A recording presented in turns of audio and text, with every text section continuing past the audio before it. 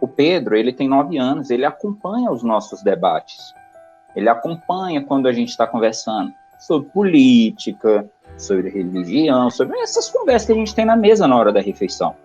Quando teve o resultado da eleição, na época ele tinha 7 anos, 7 para 8 anos, quando deu o resultado da eleição, na hora de dormir, olhou para mim e falou o seguinte: pai, agora as coisas vão ficar muito difíceis para a gente que é negro, né?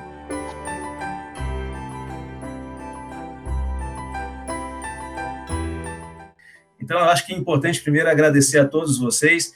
Eu imagino que seja uma dificuldade parar um tempo para conversar sobre um assunto importante como esse, porque nós temos outros afazeres, né? Estou vendo o Marconi aqui em casa, Reinaldo em casa, Paulo em casa, Flavinha. Nós estamos no nosso cotidiano doméstico também, com os nossos filhos e filhas, e agradeço muito a vocês por terem cedido um pouco esse tempo para essa conversa aqui na Esquina do Pensamento. Para quem está chegando agora nesse espaço, né, esse é uma versão do nosso vídeo semanal da Esquina. Nós estamos chamando aqui esse momento de Esquina em Debate, e nós convidamos pessoas especiais para conversar sobre um tema que para a gente também é muito especial, que é um tema que está bem aquecido, que é um tema que todos nós estamos acompanhando aí nos últimos dias em específico, mas é um tema que historicamente pode ser acompanhado também, identificado, não somente no Brasil, mas como outros países que sofrem desse tipo de questão, que é o racismo. E o nosso convite é falar um pouquinho sobre o racismo, ou voltar a falar, né, sobre o racismo, também associando a novos eventos, né, como as redes sociais, e também a condição opinativa que nós temos nesse momento. Então, hoje, pelas redes sociais, pela tecnologia, existe um cenário onde as pessoas emitem opinião com uma facilidade muito maior, e essas opiniões, é claro, geram impactos, geram movimentações. E, ao mesmo tempo que é muito bom que nós tenhamos um espaço de liberdade de fala, um espaço de liberdade para também se posicionar, nós também temos que nos responsabilizarmos, né, por esse posicionamento, por essa opinião. E é um pouco disso que nós gostaríamos de conversar hoje, mobilizados aí por essa temática que para a gente é tão importante.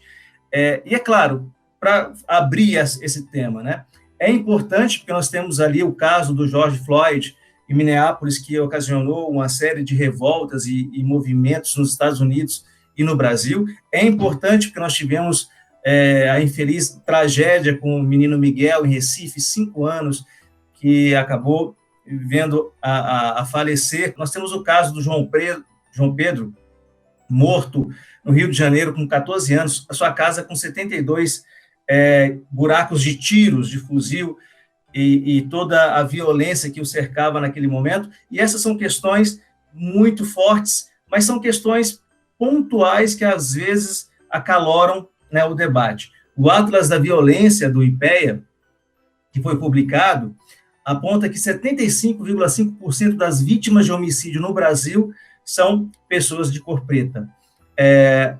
Uma pessoa de cor preta tem 2,7% a mais de chance de ser assassinada do que uma pessoa branca, né? Quando a gente pensa na questão de trabalho, de cultura, de academia, você percebe que nós temos uma quantidade expressivamente menor de pessoas da cor preta em cargos, em situações que são de importância profissional, cultural. Essa é a realidade que nós temos, essa é a realidade de um racismo estrutural, que é um pouquinho que nós vamos conversar hoje.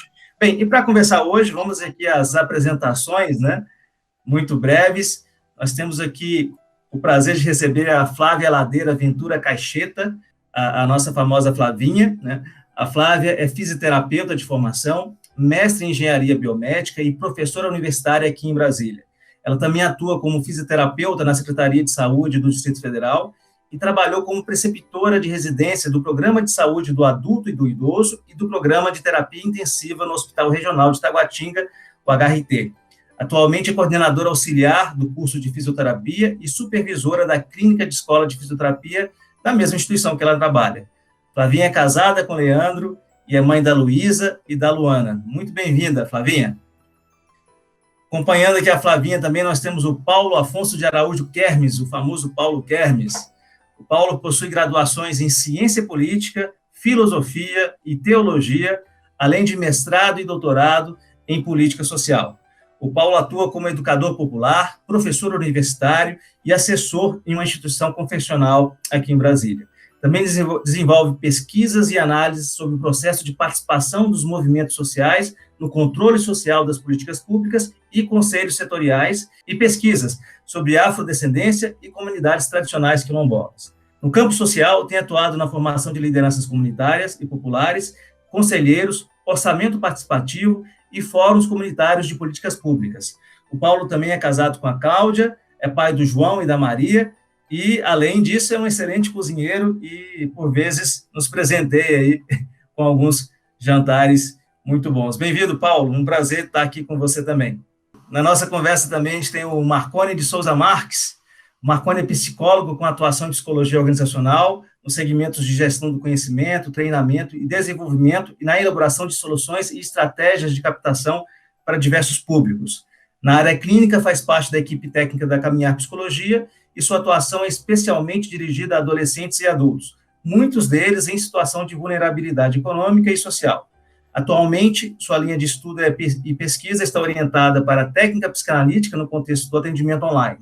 É casado com a Érica, é pai do Pedro e do Marcos, é torcedor fanático do Chicago Bulls e apreciador de um bom cambuí lá do Morro do Chapéu. Bem-vindo, Marconi. Bom estar contigo aqui também. E, para finalizar nossa roda aqui, nós temos o Reinaldo Batista Córdova. O Reinaldo é graduado em História, especialista em Filosofia, mestre e doutor em História pela Universidade de Múrcia, na Espanha. É docente de Educação Básica e Superior, pesquisador vinculado a grupos de pesquisa e atua nas áreas de filosofia, com destaque para o personalismo e a fenomenologia, e história, com destaque em história da igreja, história social e história moral. Reinaldo é casado com a Kelly, é pai da Sofia, do Fernando e da Alicia, e também é um excelente cozinheiro. Bem-vindo, Reinaldo, bom estar contigo aqui também. Bem, e para a gente começar a nossa conversa, vamos apontar alguns temas que têm aparecido nas redes sociais e que têm fomentado discussões a respeito desse tema que nós vamos debater, que é a questão do racismo das mídias sociais, da opinião. Flavinha, existe um argumento postado em algumas redes sociais que diz mais ou menos o seguinte: se você acha que a vida de pessoas negras importam mais só porque são negras, sinto lhe informar, mas você também é racista. Ou ainda outros tipos de argumento que são colocados o seguinte: o sangue dos negros e dos brancos é da mesma cor, então não tem que ter privilégios. Esse é um argumento que me parece um pouco perigoso, porque ele acaba criando uma pretensão de meritocracia. Como é que você escuta esses argumentos quando você percebe que a pessoa coloca que existe uma situação de igualdade? O que você sente ao ouvir esses argumentos? Primeiro, na apresentação eu não consegui agradecer o convite. Eu agradeço a oportunidade de poder compartilhar, com vocês desse conteúdo. E voltando à colocação que você fez, dessa fala que vela, na verdade, eu acho que é bem isso, ela deixa velada essa situação do racismo, querendo dizer que não, que todos somos iguais, que não dá para você evidenciar uma raça em função da cor, porque, na verdade, a gente tem um sangue que corre nas nossas veias, que é igual. Isso minimiza o problema que é real, o problema que é atual, e o problema que tem uma história, que contextualiza tudo isso. Eu acho que, quando isso é colocado dessa forma, as pessoas querem não avançar com a discussão. Ou seja, não vamos falar sobre isso porque isso, na verdade, não existe. E o não existir é algo que impede a gente de avançar e de tentar resolver algumas questões de forma objetiva e de forma clara, porque o que eu vejo em relação ao racismo é algo que as pessoas querem esconder, as pessoas querem dizer que, na verdade, não, imagina, não existe, a gente não vive isso nos dias de hoje. E essa fala, em relação à situação do sangue, realmente, fisiologicamente, biologicamente, não há uma diferença, mas culturalmente ela existe, e eu acho que esse tipo de fala, ela vem para... Sabe quando você dá uma resposta para poder parar a discussão? né, que precisa, na verdade, avançar. Mas eu vejo que ela traz esse contexto, ela quer parar a discussão porque as pessoas não têm argumento para dizer que realmente existe, para dizer que realmente é forte, enfim, e se justificar a respeito de algumas ações que elas tomam. Existe uma socióloga norte-americana, Flávia, chama Jenny Elliott, e ela fez vários estudos, tem um vídeo muito interessante que chama Olhos Azuis, que ela trabalha sobre a questão do racismo, e ela comenta muito isso, não é a quantidade de melanina no sangue que define capacidade cognitiva, assertividade, entrega, produtividade, né? Why do we hate? We hate because we're taught to hate. We hate because we're ignorant. We're the product of ignorant people who have been taught an ignorant thing, which is that there are 4 or 5 different races. There are not 4 or 5 different races. There's only one race on the face of the earth, and we're all members of that race, the human race. But we have separated people into races so that some of us can see ourselves as superior to the others. We thought it would work, I guess. It hasn't worked. It has been bad for everyone. But it's time to get over this business. There is no gene for racism. There's no gene for bigotry. You're not born a bigot. You have to learn to be a bigot. Anything you learn, you can unlearn. It's time to unlearn our bigotry. It's time to get over this thing, and we best get over it pretty soon. I'm an educator, and it is my business as an educator to lead people out of ignorance. The ignorance of thinking that you're better or worse than someone else because of the amount of a pigment in your skin. Pigmentation in your skin has nothing to do with intelligence or with your worth as a human being. It's time to get over that. A quantidade de pigmento de melanina no sangue, na pele, nos olhos ou no cabelo não caracterizam nenhum tipo de situação que atue nessa questão cognitiva ou na questão, né, de produtividade e de caminhada profissional. Ela faz um pequeno comentário e ela coloca justamente isso, né? Na verdade, o termo raça é uma construção que pode ser também entendida no conceito cultural para tentar separar estruturas físicas, né, arquétipos físicos, e tentar justificar algum tipo de movimentação. Mas na dimensão biológica, como você fala, na verdade, nós não temos uma diferença genética que justifique falar em raça dentro do conceito biológico, né? E me parece que isso é muito preocupante, porque quando fala assim, todos nós somos iguais, mas quando você olha as estatísticas de pessoas de cor preta em cargos de chefia, na academia, na cultura, né? E você vê que é um índice muito menor, quando você fala assim, não, mas todo mundo é igual, o que você está falando é que, na verdade, as pessoas que não conseguem chegar lá, não chegam porque são incapazes, porque já que todo mundo é igual, e eu tenho uma participação menor, logo são incapazes, né? E eu não sei se faz sentido para você. Você é uma mulher de cor preta dentro da academia e dentro de uma área que tem um perfil muito masculino, né? Conta um pouquinho como é que é a sua percepção nessa dimensão. Você tem sucesso, você é uma professora universitária, você tem mestrado, você é coordenadora de um curso. Como é que foi essa caminhada e como é que você percebeu isso dentro da academia? Inicialmente, eu quero colocar aqui, eu fico muito feliz quando você, né, na nossa conversa anterior, você falou usar cor negra, usar cor preta. Eu me sinto entristecida quando uma pessoa sofre quando vai me chamar de preta, quando vai me chamar de negra. E dentro da academia isso acontece, isso já aconteceu na minha trajetória, né? Na verdade, eu tenho a minha trajetória profissional voltada numa realidade familiar. O meu pai, ele é professor universitário, hoje aposentado, mas ele formou em educação física, fez mestrado e, né, deu aula numa instituição aqui de Brasília. E eu sempre me espelhei nele para que eu pudesse ter, né, esse incentivo para a parte da academia, da docência, enfim. Então, isso vem da minha família, né? Meus avós com uma condição social e financeira diferenciada, mas conseguiram fazer com que meu pai estudasse, ele fez faculdade. E o meu avô sempre dizia que conhecimento é algo que não tem dono, né? Conhecimento não tem dono, e que o conhecimento é a melhor herança que se pode dar para um filho. E meu pai seguiu com isso, passou isso para a gente, eu vivi, né, com essa fala e escolhi fazer fisioterapia porque eu sempre gostei da área da saúde. Fiz, né, a graduação e não tinha colegas negros. E quando eu comecei a graduação em Ribeirão Preto, na UNAERP, e terminei aqui em Brasília, né, na Católica. E aí, quando alguns colegas na faculdade iriam falar de mim, em várias situações, em vários cenários, mas Flávia, que Flávia? Aí ficava assim, a Flávia, aquela moreninha. Eu ouvi muito isso, né? E eu falava, gente, não economizem na cor, eu não sou morena. Apesar de na minha certidão de nascimento ter a cor parda, e isso é algo que eu também, assim, mas é uma outra discussão, né?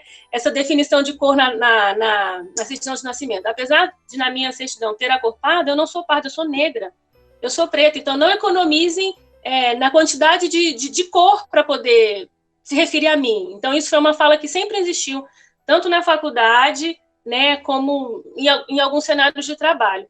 E aí, em função do meu pai ter essa carreira da docência, eu busquei fazer um mestrado para poder ir para a sala de aula, apesar de, enquanto aluna, eu não ter assim, muita afinidade com apresentar trabalho e tudo mais, mas, enfim, me vi com essa possibilidade de ser professor e, para isso, precisava do título. Meu pai sempre disse, né? Quando eu fiz meu mestrado, a gente ainda não tinha essa exigência grande de que tantos professores precisam ser mestre, tantos professores precisam ser especialistas. Não existia ainda essa exigência. Mas meu pai falou, Flávia, se você quer ser professora, no mínimo você precisa ter um mestrado. Né? O especialista ainda entrava para dar aula, mas ele já dizia assim, se assegure, minha filha, se estabeleça, né? Enquanto mestre, ele sabia que isso ia acontecer. E aí eu fiz o mestrado, vim, né, assim, a prestar o processo seletivo na instituição que eu dou aula e comecei a dar aula, sempre me identificando muito sozinha no cenário de ser negra, porque colegas eu não tinha, dentro do curso de terapia não tinha nenhum, alunos pouquíssimos, né, e o que eu coloco é essa forma das pessoas quererem se referir a mim, tanto os meus colegas, professores, como os meus alunos, quando iam explicar quem que era a Flávia, né, então assim, essa diminuição da cor. No cenário da atuação, que eu sou né, professora, mas também faço assistência na Secretaria de Saúde, eu também não tenho, né, colegas que sejam negros, e isso é algo que, assim, eu vou ser bem sincera, né, eu percebo essa realidade e tudo mais, e fico, às vezes, me questionando que eu sempre vi esse cenário, né, de ser minoria dentro desse contexto da academia e da assistência, porém, eu nunca parei, de fato, para poder fazer essa pergunta, assim, né, assim, por que por que esse número tão pequeno? Porque, eu até comentei com o Léo, né, anteriormente, eu sou um pouco poliana, no sentido de que eu sempre fui atrás dos meus objetivos, tive, sim, né, as minhas dificuldades, eu acho que eu até gastei um pouco mais de energia para poder conseguir algumas coisas que eu tenho hoje em dia, mas eu penso que, às vezes, o próprio negro ele tem uma posição de não se sentir merecedor, sabe, em algumas situações, de não se sentir capaz. E é em relação a isso que eu acho que também tem que ser feito um trabalho paralelo, né? A gente não pode velar esse racismo, mas o que eu sinto necessidade é de mostrar para os meus colegas que eles são capazes, sim. E é isso que eu tento construir com as minhas filhas, com os meus alunos, né? Então, assim, eu não sou alguém que tem, assim, esse engajamento tão grande em relação ao posicionamento racial, em relação, né, a como o negro é visto na sociedade, até acho que posso me envolver um pouco mais, mas dentro do meu convívio familiar e da academia, eu tento mostrar isso. Quando qualquer negro, quando qualquer aluno, ou parente, ou amigo, se coloca numa posição de inferior, eu tento dizer, olha, vamos lá, sabe? Eu tento colocar isso, que esse sangue é igual, que o cognitivo é igual, né, e que a gente não deixe que a sociedade venha nos massificar, venha nos diminuir. Eu tenho, assim, essa posição. De bola, Flavinha. Você comentou alguma coisa que me retornou novamente o pensamento da Jenny Elliott. Ela comenta que a vida das pessoas de cor preta, como são vidas que são muito pressionadas, é muito comum que a pessoa se sinta também inferiorizada. Na educação, nós temos o efeito Pigmalião, né, que trata um pouco sobre isso. Quando todo mundo fala que aquela pessoa ela não é capaz, a própria pessoa também se sente incapaz e ela acaba afirmando, chegando na afirmação que um terceiro fez sobre ela, que é muito perigoso mesmo, né? E quando você coloca essa questão da academia, existem números que comprovam isso, né? Um simples olhar enquanto aluno, a gente poderia verificar que nós temos uma quantidade menor de pessoas pretas, de professores pretos, atuando na academia. Se você pega, por exemplo, o censo educacional, o censo da educação superior, que está lá no INEP, em um cenário de 400 mil professores universitários, apenas 16% se identificavam como pretos ou pardos, apenas 23% tinham mestrado e apenas 17% daqueles que se identificavam como pretos ou pardos eram doutores. Então, você tem uma quantidade significativamente menor de pessoas de cor atuando na academia, atuando como professores e muitas vezes como aluno.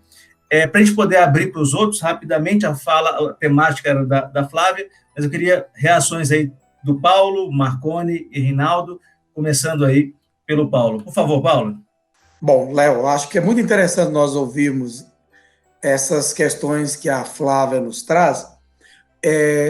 De fato, nós temos um racismo institucionalizado, estrutural no Brasil, e esse racismo ele tem diversas facetas, mas talvez a pior faceta, e nós temos outros colegas que também vão dialogar daqui a pouco, é aquilo que eu chamo da negação, ou da anulação. Historicamente, na sociedade brasileira, nós vamos ver isso. Tanto na dimensão estrutural do Estado brasileiro, ele negou a condição da população negra. Se nós pudéssemos ampliar a dimensão de racismo, colocasse também as etnias indígenas, elas sempre foram negadas, né?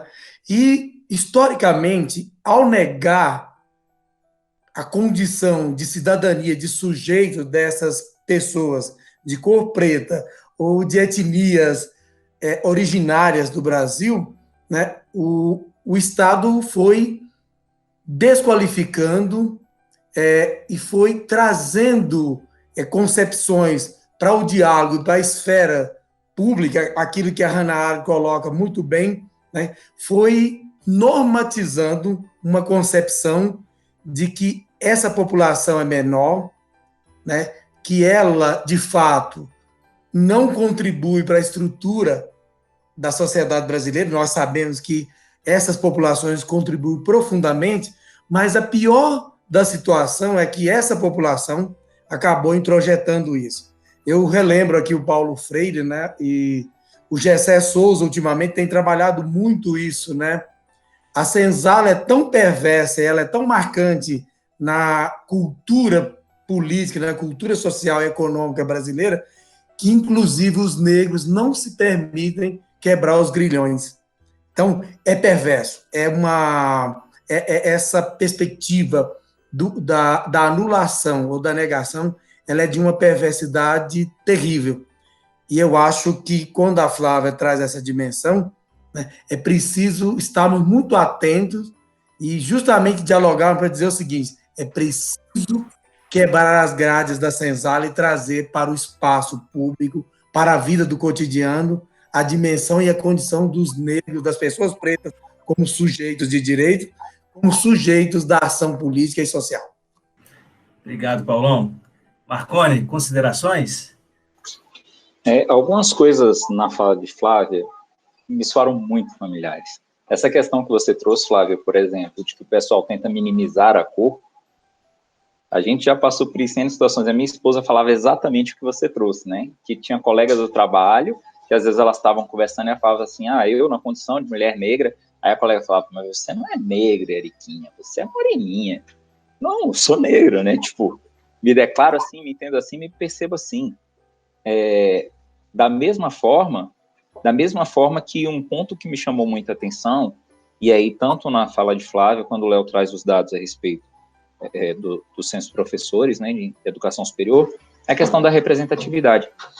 A Flávia trouxe a experiência que ela teve dentro de casa, a oportunidade de ver uma pessoa negra, né, seu pai ser mestre, ser acadêmico e tal, mas quando a gente olha para os números que o Léo trouxe, a gente não percebe isso na academia. Isso é complicado, porque se por um lado a gente traz essa questão que a gente está falando do negro, né, pela força do racismo estrutural, de como tudo se posiciona para ele, ficar na dúvida se ele é merecedor, ele fica na falta de exemplos de representatividade, onde ele pode se mirar. poxa, eu tenho um professor negro, que legal, o meu médico é negro, que bacana, né? A pessoa com quem eu tenho uma interlocução que eu acho bacana, que eu acho que me representa, que eu acho que é uma pessoa importante, que eu admiro, que eu respeito, ela é negra. A gente precisa pensar nessa questão também. Marconi, obrigado. Reinaldo, nós temos uma situação que é comum a nós dois aqui nesse grupo, né? Nós podemos racionalizar sobre esse tema, nós podemos pensar, refletir, nos posicionar, mas eu e você nunca sofremos nenhuma condição de prejuízo pela nossa cor de pele, né? Nós somos brancos, homens, né? Dentro de uma sociedade cristã e não vivemos isso. E por que eu estou comentando? Isso é muito importante, né? Por mais que eu compreenda o que a Flavinha passe, o Paulo, o Marconi, eu vou poder compreender dentro das minhas limitações e dentro de vida e dentro das minhas limitações de pessoa que não sofre isso, eu e você, nesse caso, né? Acho importante colocar isso ao ouvir a fala de cada um de vocês. A gente pode racionalizar, mas eu nunca vou saber exatamente esse sentimento que uma pessoa de cor preta carrega, né, nas suas dificuldades de cotidiano. Reinaldo, desculpa, passando a palavra para você. Desculpa, Léo, agradeço também pela oportunidade de estar participando dessa roda de conversa, mas já vou entrar discordando de você. Dá, porque a gente pode sentir empatia, entendeu? Então, felizmente, afortunadamente, tem empatia, eu posso sentir pelo outro, entende? Então, ainda que eu não tenha sentido na pele efetivamente, eu não tenha sido sofrido, no caso, a discriminação racial, eu posso me compadecer do outro, entendeu? E isso que eu acho que é um chamado humanista, que deveria estar ecoando na sociedade da informação, numa sociedade plural, numa sociedade global. Então, que a gente tem informação muito fácil. E é triste ver que parece que ecoa, é o contrário. São aqueles preconceitos da sarjeta, né? Aqueles preconceitos históricos, é verdade, que no Brasil, de branquear a nossa sociedade, como foi tentado no final do período imperial e começo do período republicano, mas a gente vê isso, esses pensamentos tão antigos, né? E aí, ao invés de estar trazendo algo virtuoso para a sociedade de hoje, para a sociedade, falar assim, vamos aceitar, a gente vê nas redes sociais, vê os comentários, ao contrário. Só que a gente também vê isso. Então, quando a Flávia, o Marconi, o Paulo comentavam, dá para a gente fazer uma autoleitura, né? Uma biografia da nossa vida. E eu devo ter tido 2 professores negros na minha vida. Eu nunca tive um médico negro, nunca tive um dentista negro. Entende? E aí, quando a gente olha também para as elites políticas, administrativas brasileiras, nós nunca tivemos, de verdade, entendeu? E aí um problema, que ainda não foi trazido, mas é muito significativo também, que às vezes tem uma vontade tão grande de uma representatividade que nós tentamos, vou colocar no plural, colocarmos na figura de um personagem que é negro como a voz de todo o grupo marginalizado, quando essa pessoa pode não se identificar com essa bandeira. E eu penso muito no antigo ministro da Corte, né, do STF, a Barbosa, que ele não se identificava dessa forma. Entende? E aí, só para fechar o meu comentário, eu acho muito interessante o que a Flávia trouxe logo no começo, quando ela fala de uma visão velada do racismo. Quando as pessoas tentam dizer, mas somos todos seres humanos, a cor do nosso sangue é igual. Sim, é igual, mas dentro de uma construção identitária, cada um vai procurar se defender de uma forma.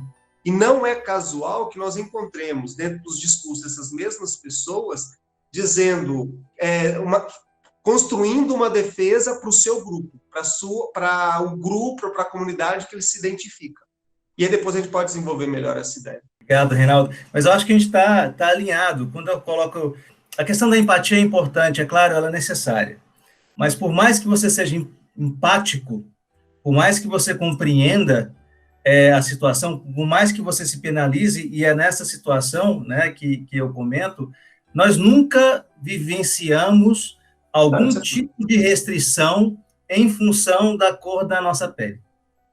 Nós nunca tivemos nenhum tipo de receio de sair ou de vestir uma determinada roupa ou de pleitear algum tipo de emprego ou função ou cargo. Nós nunca tivemos nenhum tipo de restrição ou medo disso. Nós nunca pensamos, até mesmo na naturalidade do dia a dia, sobre a cor da nossa pele. Claro. Porque nós não temos essa situação, por mais empático que nós sejamos. E eu coloco isso com cuidado, né?